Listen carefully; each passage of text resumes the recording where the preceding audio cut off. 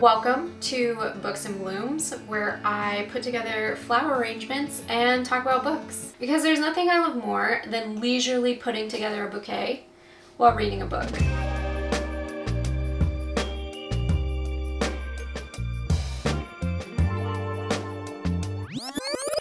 Just kidding. But I do love to read, and I often am listening to an audiobook while I'm out in the garden or putting flowers together.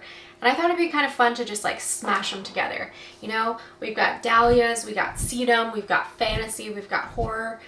And if you're primarily here for the garden content, fear not, my friends, because I am going to share a gardening book that, I don't want to be dramatic or anything, but that might change the way I garden. Maybe forever. Okay, so let's jump into it. So to start us off, I will begin with a flower arranging book that I have just been like so in love with and just devouring lately.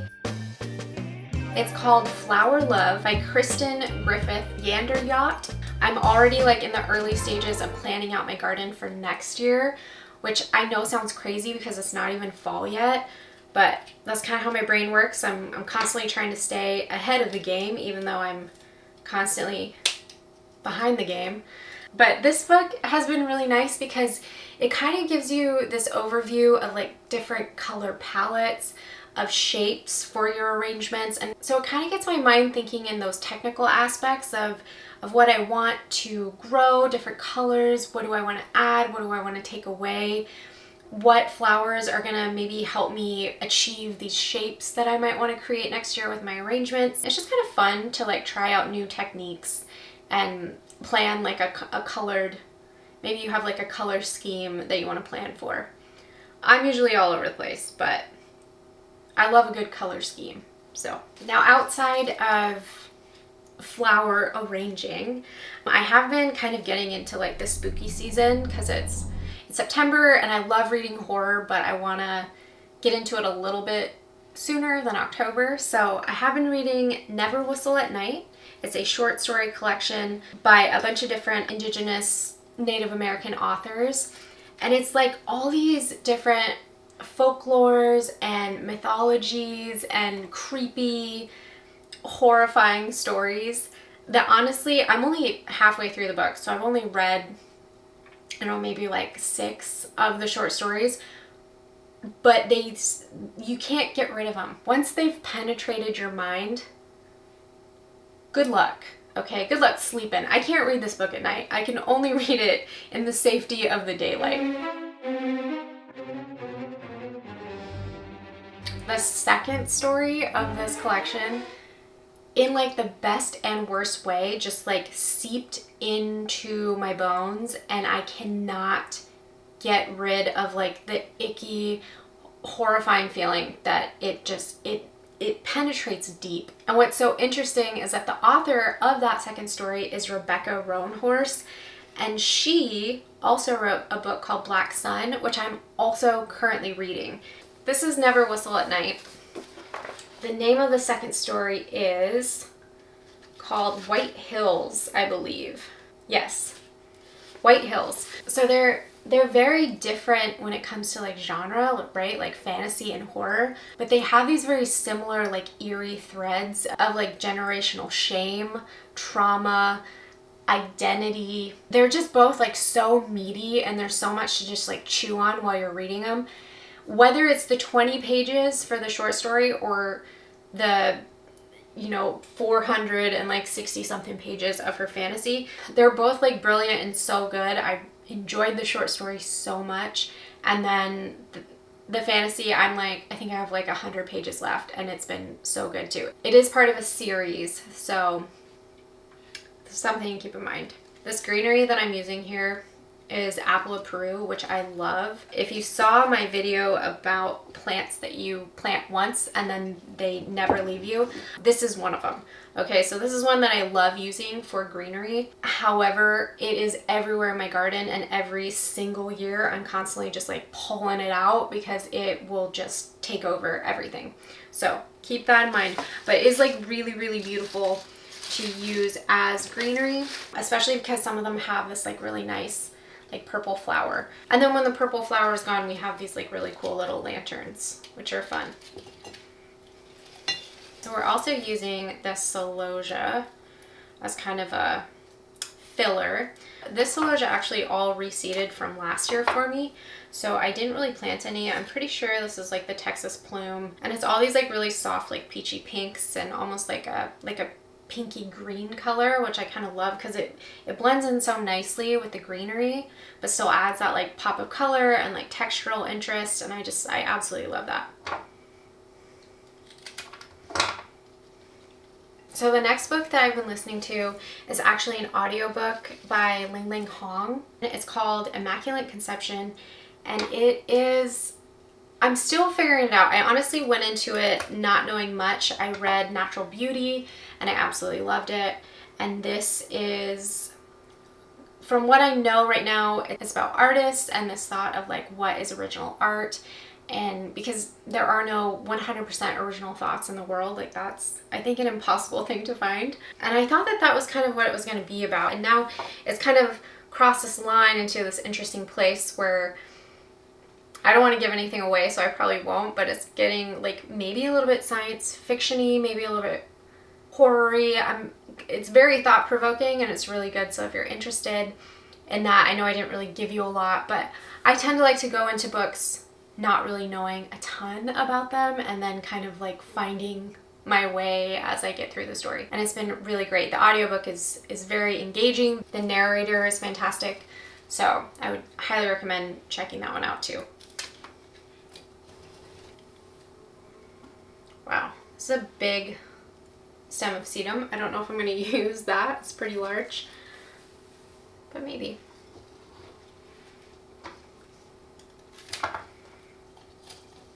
I'm just kind of building out sort of like a framework of what I want this arrangement to look like, and then I'll start sticking in the actual like flowers, like the dahlias and things like that. So if you're curious, that's what we're doing right now. And if you're also curious about the book that I think is going to change my gardening life, let's jump into that guy real quick. So I have constantly come on here and told you guys, like, I don't have a lot of time every single year. That is my biggest problem with gardening, is that I'm constantly just like, where is the time to get everything prepped? Where is my time to get everything done, planted? And it's just so overwhelming. And the thing about it is that I always wait until springtime, honestly, like almost springtime, right? I start my seeds like everybody else, 6 to 8 weeks before my last frost, you know, seed blocking and start in seed trays and all that. And then I start like putting together my garden beds and trying to get those prepped and ready so that then I can just like plant everything out there. And it's so much work in such a small amount of time. I'm rambling on, and my point to all this is that I have been reading a book called The Cut Flower Handbook. And in this book, what is so special and so nice for me, and a newer concept, it's not new in theory, but it's new in practice, is this idea of fall seed starting. I have done this with some of my plants in the past. Some of my Rudbeckia we fall plant, but it's not something that I do a lot of. It's not something that I'm super familiar with. But this book has been so helpful and so wonderful when it comes to like understanding the times to plant everything. So I'm hoping that it's gonna make things a lot easier on me, because instead of doing everything in the spring, I'm kind of gonna like extend it throughout the entire year.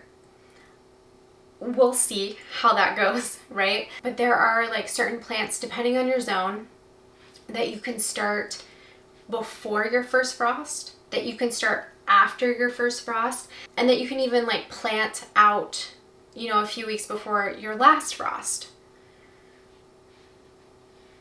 I don't know if that was a very confusing way to deliver that information, but basically there are a lot of different times to start flowers, you guys, and I am going to take advantage of all of those times. So this is obviously not something that I'm an expert at. This is an experiment. It's a trial.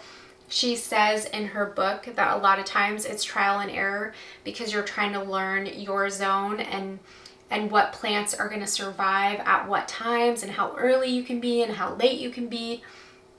So it does feel very much like a learning opportunity for me, which I love. I love to learn something new. So I do have a video coming out soon about my whole garden fall planning stages and what I'm planting and when I'm planting it and why I'm doing it.